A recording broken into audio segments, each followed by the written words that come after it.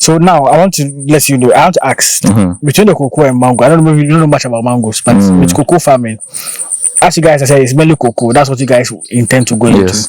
What prompted that space that you want to go into it? And do you feel like cocoa farming is very profitable? So with the cocoa like this, let's say the main constraint is the price set by government, right?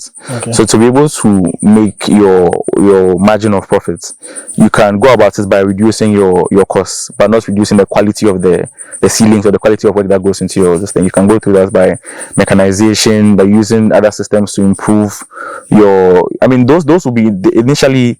There will be high principal costs, but then as the farm progresses, you know that you used to save a lot of money. So I'd say that cocoa is profitable, but when it comes to the price on the market and then other stuff, I'd say that it's close to mango, but I would say maybe mango is a bit. I would say that, yes. Because currently now they've increased the price for cocoa bags. Yes, so now it's true. Like there's the initial amount was 1,000 something. Yes, like, I think it's 2,000 exactly. Something. So it will make it even more engaging. Yes, exactly. That's true. That's true. Yeah, so I think like the thing that motivates people to come into the cocoa farming is you don't have to worry about markets. Yeah, you understand. There's but then markets. Exactly. But then after that, the prices and the things, the expenses, But the another good thing about cocoa is that it's always in season. Whilst you are watering, you are taking care of, you are pruning them, that kind of thing.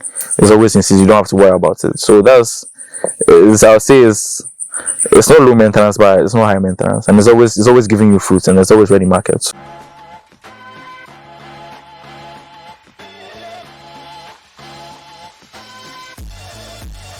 Okay, so I'm here with Lesley.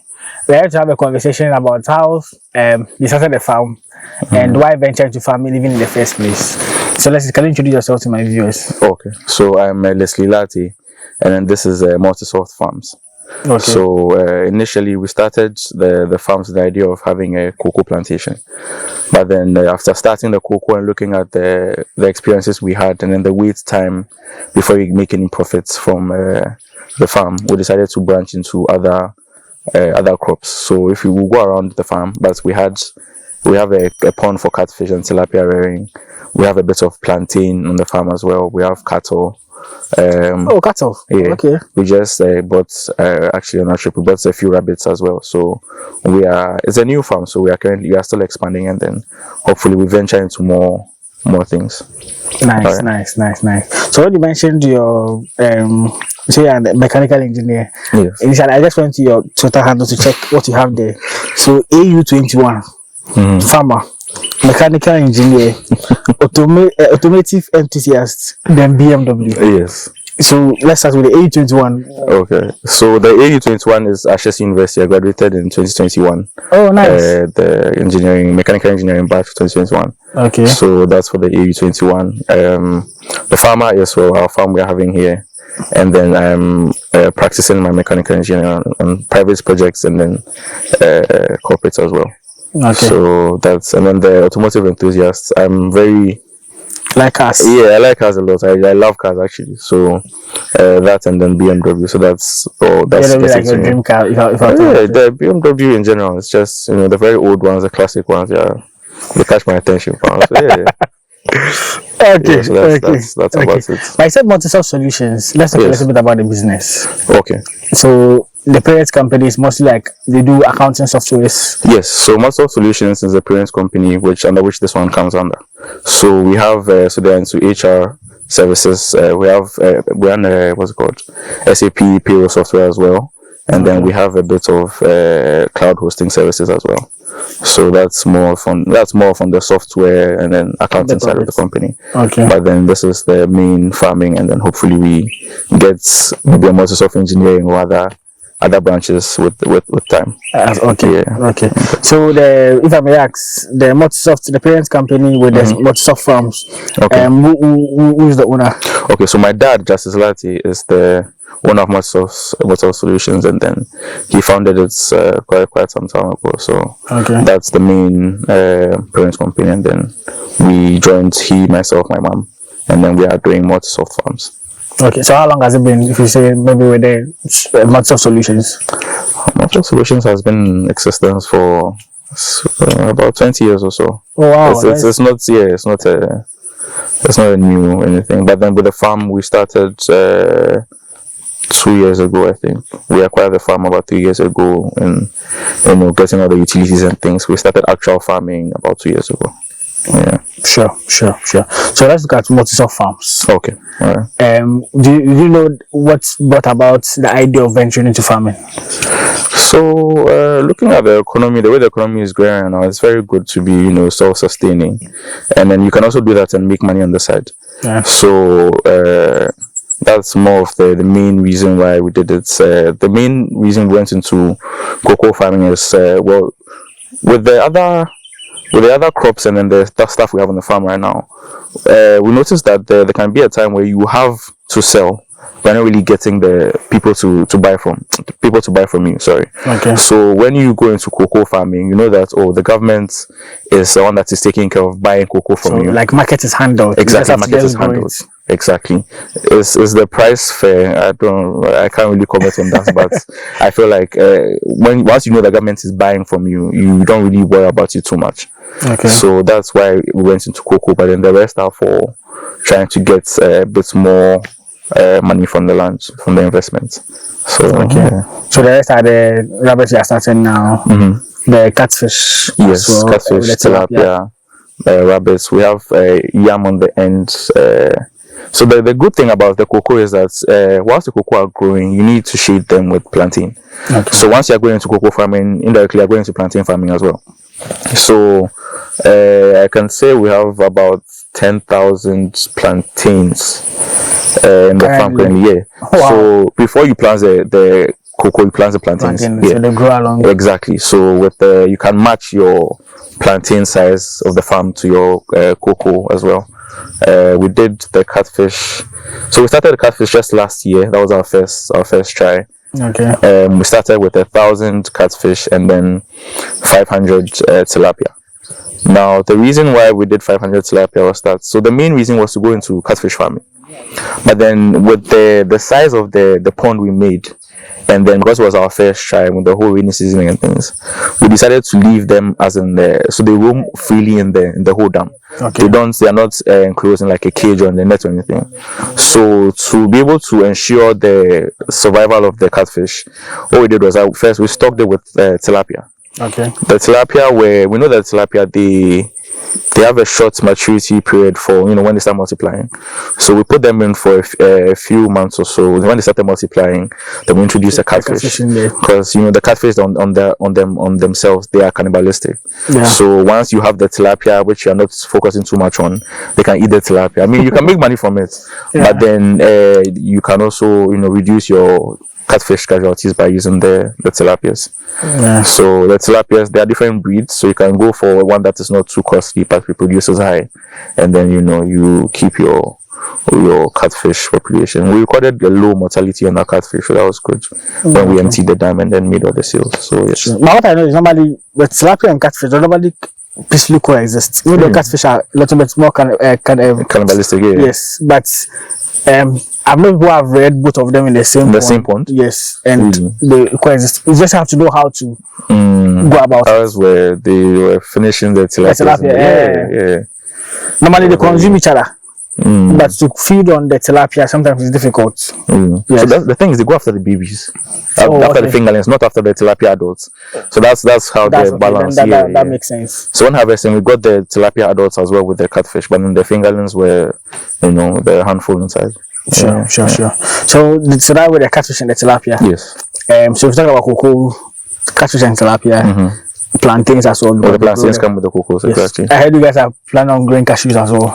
Yes. So what happened? The first, so this is a problem on our part. But then when we got the land, we were in a rush. I'll say we were in a rush a bit to establish the cocoa. We didn't do a lot of research and that kind of thing.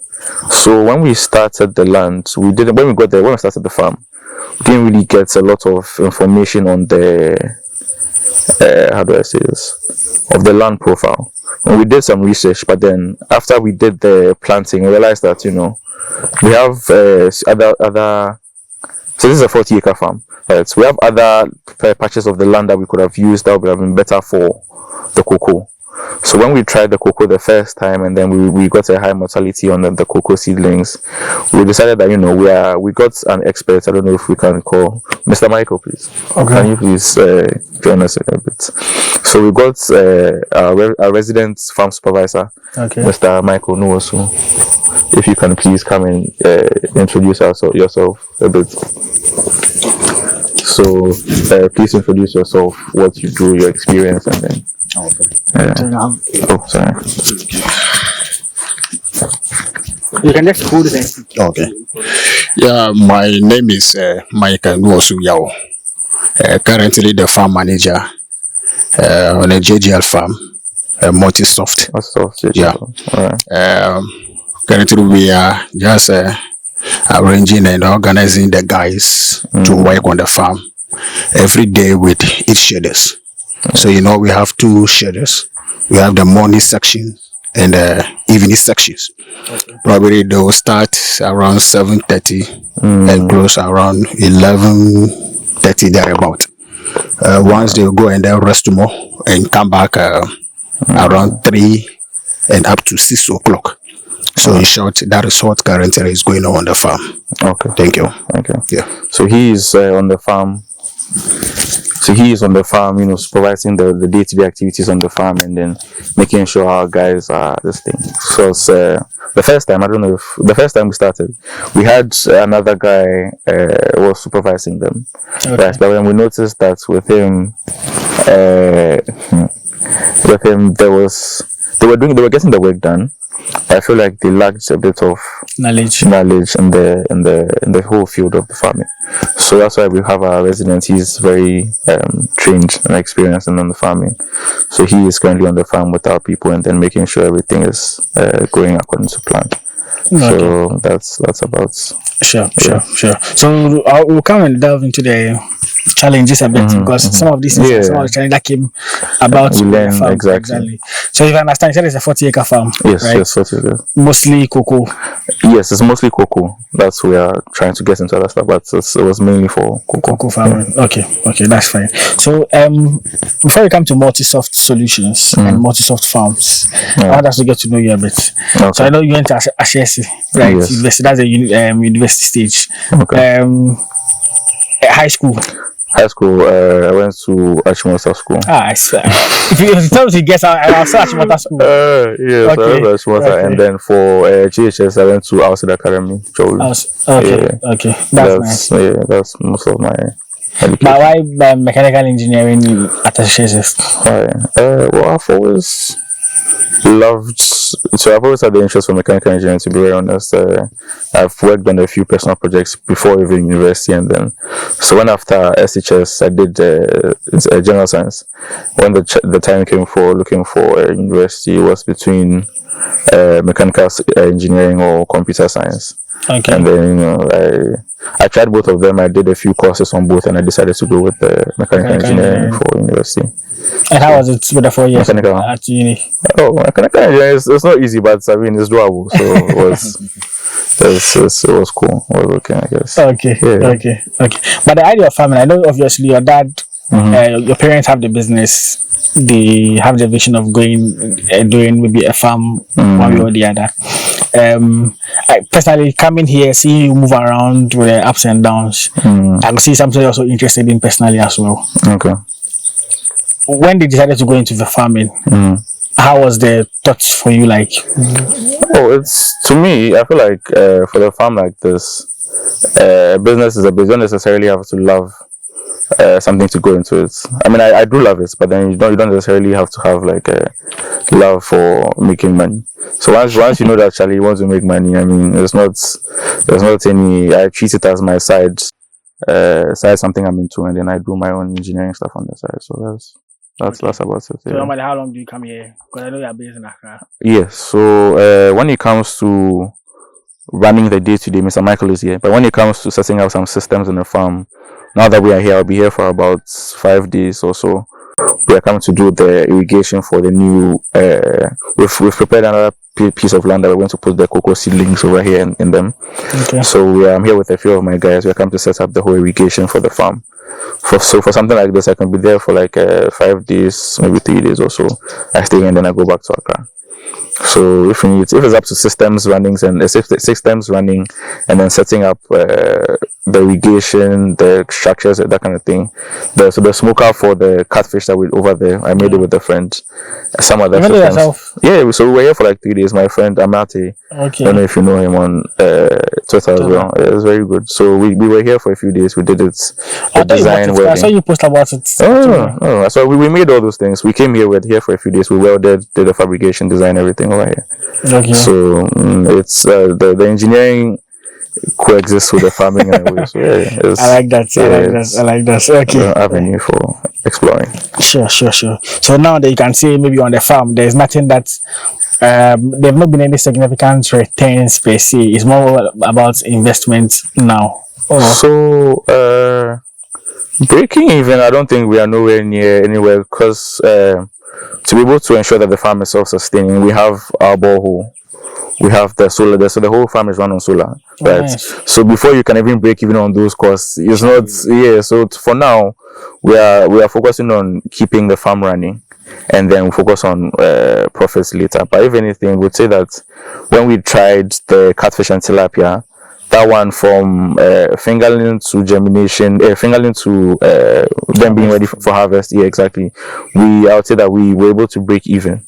But even with that, the cost of digging the pond, that kind of thing, it's not. Yeah. So normally with such businesses at the initial stage, you don't really. Yes, yeah, exactly. Because the cost that went to even getting the pond, getting the land alone, exactly. So yes, and those are like fixed costs. Exactly. Subsequently, when you are going into it, you don't incur cost on those things. Just exactly. And as time goes on, at least you come up with the cost. That's true. So let me ask you, because it's a 40-acre farm. Yeah. You've looked at a number of things on the farm. And look at the investment that has gone into it, basically. So far, if you have to estimate maybe the cost that has gone into it so far, because you planted about 15,000 seedlings of the cocoa. Yes, which we lost. Exactly. Even this, I don't know if the camera can. This should be about 2 years old, but it's still.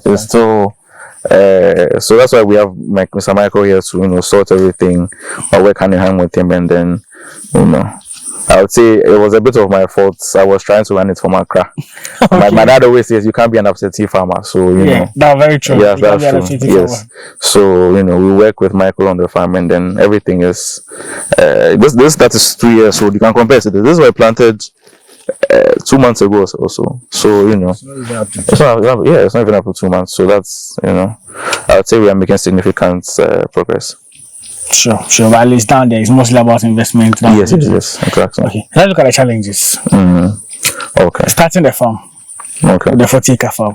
What has been some of the main challenges that has occurred, like you guys have faced for the past 2 years when it comes to the farming? Okay. So when it comes to the first challenge we faced, I'd say was with the land. So when you get the land in rural areas like this, there's a family head, you go through the chiefs, get the documentation, that kind of thing. But even when you do that, with to be able to coexist with your neighbors, you buy the land, they say that they've sold you the land, they've not sold you the trees. So you have to pay for the trees. Yes, so you have to go go through the farm, they count the trees for you, you pay for the land separately, you pay for the trees separately. Wow. But after you buy the land, after you buy the land, I think there's I don't know the specific word, but you have to give the previous tenants a while to approve their trees or that kind of thing. The farm, yeah. So even after we bought, there was a significant portion over there. One of the chief's wives or something, her cassava was still in the land. Okay. You can't put it, you can't plant over there. You just, you're like, just take some time, harvest your thing and go. So now I think was it last month or last 2 months? The lady that's removed the cassava. Yeah, just last month. Yeah. Before, so right now that we know that we have the full land, because you have to tolerate your neighbors a bit, and then with the people here to bushfires, they clear with the what's it called? Bennett. Yeah, exactly. So, but then the thing is, I think it should be common sense. But when you're starting a bushfire, you do a fire belt. But they don't. So once it comes to dry season, you have to prepare your farm and your farmhands to prepare a fire belt around your farm so that their fires won't come into your exactly. So that's affected us a little, but wasn't any serious. When it comes to the planting, I would say that because first of all, lack of experience on my part, we did a lot of planting.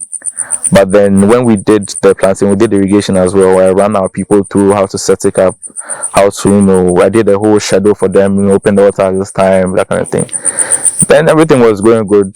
Just this past summertime, people went on break, but we kept a few guys on the farm, checking up on them day to day. When we came back, the irrigation that we have come to set up, put money on today, they were not using it. So lots of the cocoa had died. Out of the 15,000 or something that we've planted, I would say that we lost maybe 7,000, and then the ones that even survived are they have stunted growth, that kind of thing. But these were very healthy seedlings, yeah. And then it happened so fast. I was so surprised. Like initially we thought maybe it was sabotage or something, because I was like, within less than a month, almost all the cocoa seedlings have died with it. But most of them are coming back. We have expert advice from Mr. Michael, and then I'd also say Mr. Noel. It was also very helpful in acquiring, the seedlings, helping us, advising us step by step. So I'd say that with the cocoa side, we've got it sorted out. The plantains are doing well. The cattle, they're also fine there. We have a few free roam chickens. The cattle. How many cattle do you have now? About 20. Or would they be up to 20? What was that? The goats and things. The goat. Around 70. Okay, about 70. Yeah. I think we had a bit more than that, but some died along the way. So that's also something. It's not something we are doing to sell, but hopefully we'll get into it. But for now, we are trying to manage them, and then we'll go deeply or expand. But it's mainly a cocoa farm. Okay. So yeah. I understand. As time goes on, at least because if you are planting cocoa now, it's a mainly cocoa farm. There are goats on the farm. You brought in rabbits that you want going to rabbits as well. You say guys said we planted some cashews as well. Yes, that also comes eventually. Yes. This is the 4 things that I know basically. Maybe there might be more. There's yam about. There's some few palm trees. So as time goes, like it will be a farm where there are a lot of things on the farm. Exactly. So if I may ask, what is the plan like? What is the future like for the farm? Okay. So the future for the farm is, once again, is a cocoa farm. We're expanding to more cocoa. That's, when you have your people on the farm, we have farm hands. It's good that you let them feel welcome. You let them feel comfortable in the farm. So to be very honest, there's a lot of the plantain might go to the market, but then most of the food, the cattle, the rabbits, over here, most of it is for feeding for the farmhands. Okay. So, but the future of the farm is purely cocoa, and then would expand a bit of into the bits of the fishing. But then the other things are also, if you can't go mainly into the cocoa. So, yeah, we have Okay. So talking about cocoa farming, I sent you a video about mango farming. Yes, I saw that. We're doing some comparison about cocoa, because in Ghana, when we talk about farming, we all know that the traditional farm that most people are into is cocoa farming. Yes. That is even established to the point where you have a cocoa board, you have all of that. Yes, so that's the main thing. That's like when you're going to it, okay, sorted. Exactly. And even people say, people inherit cocoa lands and they make money. So cocoa sika, all those things. Yes. That's true.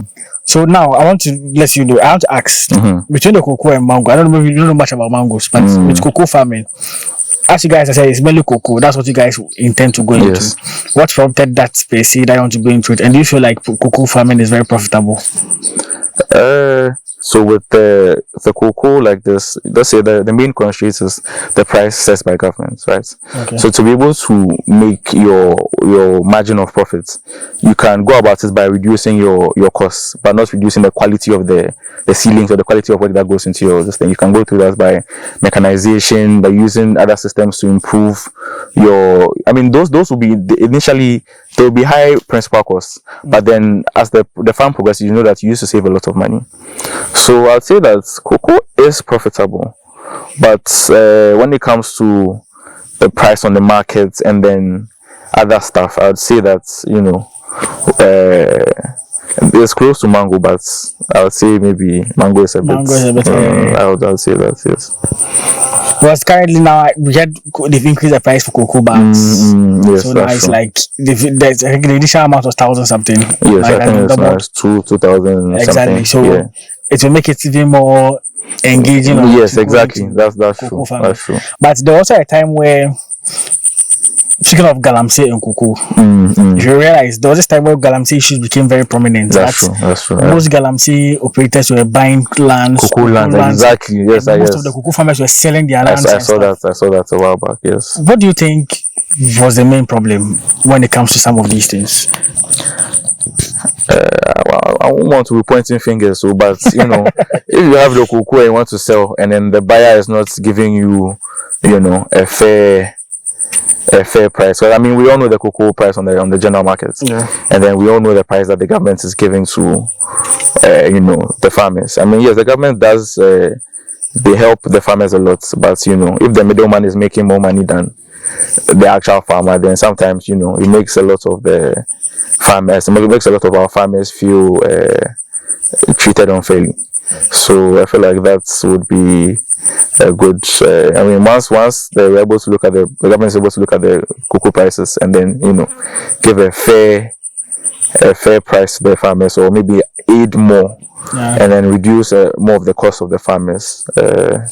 But I also had mostly the government provide almost a lot of things like to the farmers, from fertilizer to whatever you have to do when it comes to cocoa farming. They supply all these things to the farmers. That's what I let's say quote in quotes. I know they do. They handle everything for the cocoa farmer. Yours is just plants them. When you get the input, you apply them as and when you're supposed to apply them. You harvest, you sell to them. That's true. That's actually very true.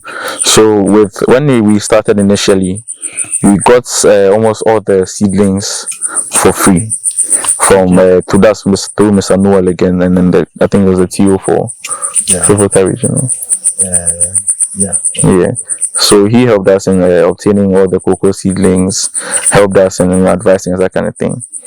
And it's true that the government helps with the seeds and then the fertilizer and some other things. Yeah. I tried going to getting the fertilizer and stuff. I don't think it was the easiest. So, but with the seedlings, I'll say that with the seedlings, and then so initially we went with seedlings, and then that's what we planted. That's what's in the farm now. These ones we have behind us, we got them as the pods that we planted and raised ourselves. Oh, okay, for them to germinate. Exactly. We also got those for free through Mr. Noel again. So yes, it's true that the government is helping with the acquisition of, or to helping farmers start the inputs and stuff. But I also feel that honestly, the price they are giving, even though people say, the price has double the price. If you check the international market price for cocoa, the amount they are giving to farmers in Ghana, I feel it doesn't make sense. Yes, I think it's unfair. Yes, I think it's slightly unfair, but especially the country where we boast that we are the second largest producer of cocoa. And then your farmers are rather suffering. It's not because now cocoa, I don't know, if you look at our cocoa farming, cocoa farming is not profitable. Back then you say it's profitable, but now people feel like cocoa farming is no longer profitable. So there's no need to even venture into cocoa farming. So I think like the thing that motivates people to come into the cocoa farming is you don't have to worry about markets. Yeah. You understand? But then markets. Exactly. But then after that, the prices and the things, the expenses, But the another good thing about cocoa is that it's always in season. Whilst you are watering, you are taking care of, you are pruning them, that kind of thing. It's always in season. You don't have to worry about it. So I'll say it's not low maintenance, but it's not high maintenance, and it's always giving you fruits, and it's always ready market. So that's good. But then if the prices were also on the international standards, I'll say that we see more people going into cocoa farming, and then going to cocoa farming, you also go into plantain farming. So really, obviously they go hand in hand. Exactly. So you would make money, and it's that's true. That's true. Okay, so let me ask you this question. I ask you like wrap up the conversation. If you have to give your dad an advice, I feel like these 3 crops or these 3 animal farming, if we venture into it, we can make returns from it. So the first thing I would say is when I'm able to get a large piece of maybe land, right? If you go into mechanized corn farming, right? It's very, I'd say it's very profitable, because once you're using manpower to do a lot of these things, a lot of your money goes into labor costs, weeding, that kind of thing.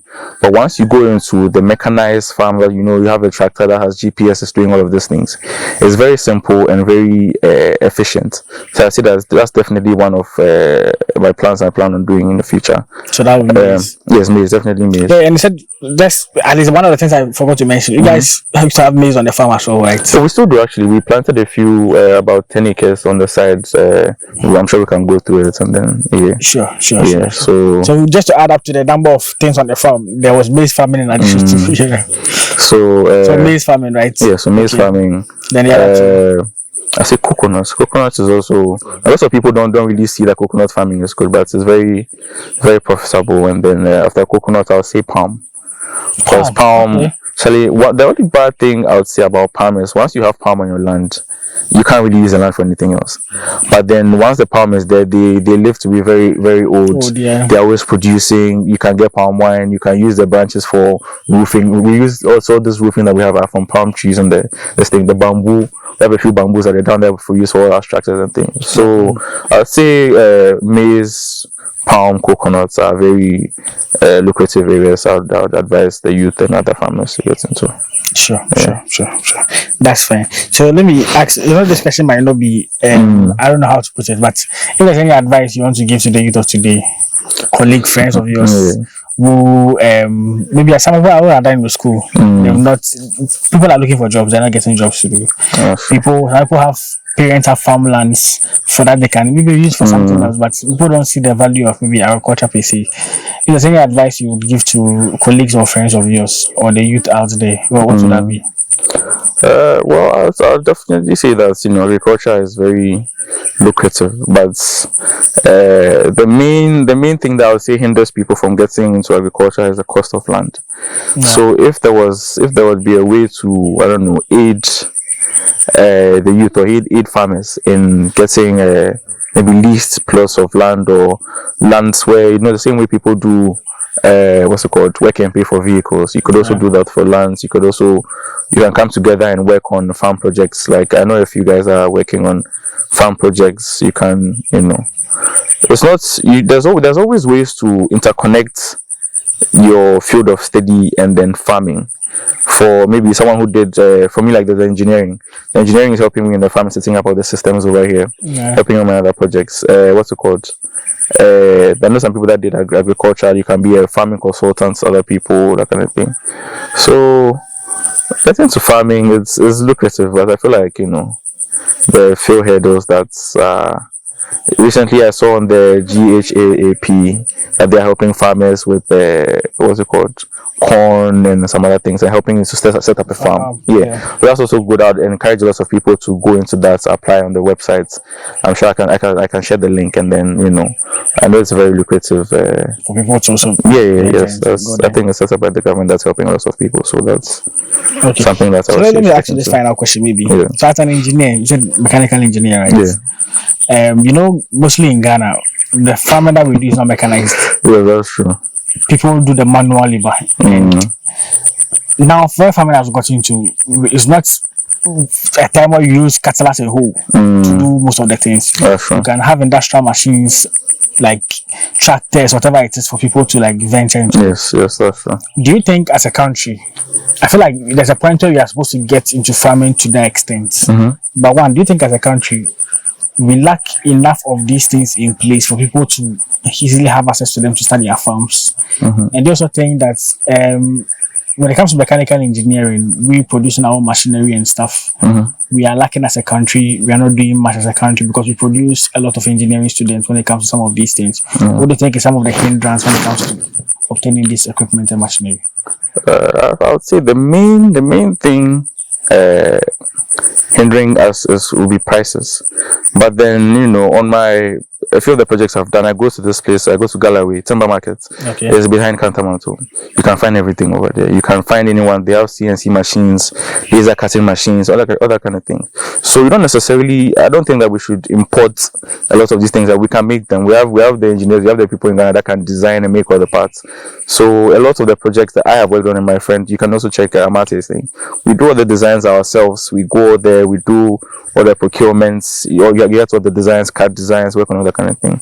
So I don't think as engineers or engineering in Ghana we don't have any hope. There's a lot of hope. There's a lot of things we can do with what we have now. Okay. It's just I feel like the international prices for some of these farming equipments because if you want to get a combined harvester and the large tractors, you can't. I mean, it will be helpful on a 40-acre farm, right? But then really, when are you going to reap the money you're going to put into that kind of thing? Yeah. So I see that the equipments are there for those who can afford it, and for those who have. I don't know if I say for those who can afford. I don't know if that's good wording, but they are available. But then for higher end people, I guess. Okay. So yeah. All right. So something came to mind. So when it comes to our educational system, most of the things we do are theory based. That's true. I know that when it comes to for Ashesi, for instance, we try as much as possible to include the practical bit of stuff. That's true. For people to you don't really do the theory. People actually that's very true. Yeah. Most of the actual things on the ground. Yeah. Would you say with Ashesi or even with the universities that we have and with the number of engineering students we are producing, they get to do practical things enough that when they come out of school, it's not like now that you're going to you just know the theory. And it's when you are finished with practical stuff, you don't know what to do. Okay, well, I can only speak for Ashesi, right? Okay. And for that, I know that we are equipped with from shades, once you get into the school, you are doing both theory and practical. You're having hands-on this thing. I learned welding in Ashesi. I learned CAD drawing, manufacturing, all those things. There are projects you actually do in class. Understand? Okay. So for that, I would say that I wouldn't say we are just theory. It's just theory. We are given the hands-on experience as well and all the expertise. That's it's beneficial enough that when you come out, maybe you can also try to work on something yourself. Yes, that's 100%. I'd say that a lot of my background has helped me with a lot of. I worked at Toyota for a bit. Nothing was new to me over there. I knew all the tools over there. I did my service at Blue Skies as well. And then I was with their maintenance team. So even with that, nothing was new to me over there as well. I done all these things on my own. So really, I would say that's it's not just theory, and there's a lot of practical. Yeah. Okay. We'll end the video here and at least focus on the subsequent ones. We'll look at the cocoa farming, speak a little bit about the catfish farming as well. Yes. So on the farm.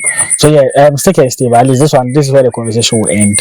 The subsequent video we'll look at the cocoa farming and the catfish farming that they have on the farm and the pond that the dam or the pond that they've constructed. Yes. Because when I seen the pictures, it was really big. Yes, it's quite large. It was really big. So we'll have a look at those as well and speak into details about some of these things.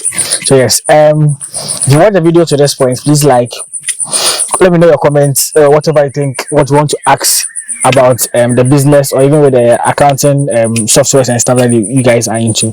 Let me know in the comment section.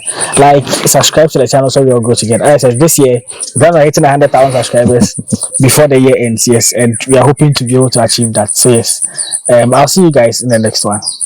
Peace out.